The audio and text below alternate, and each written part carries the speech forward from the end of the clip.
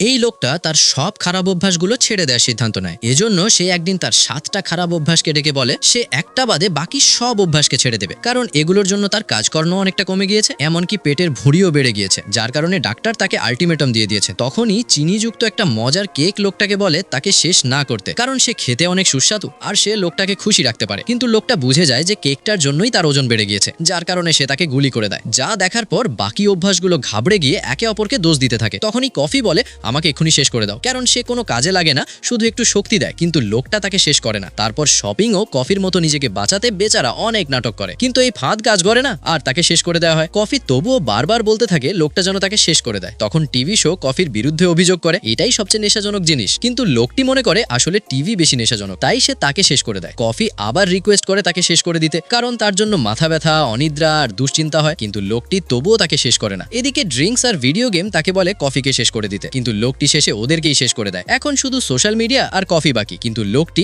আগেই ঠিক করে রেখেছে সে কাকে বাঁচিয়ে রাখবে। এজন্য সে সোশ্যাল মিডিয়াকে শেষ করে দেয় আর কফিকে বাঁচিয়ে রাখে। বন্ধুরা, তোমরা হলে কাকে বাঁচিয়ে রাখতে তা কমেন্ট করে বলে দাও।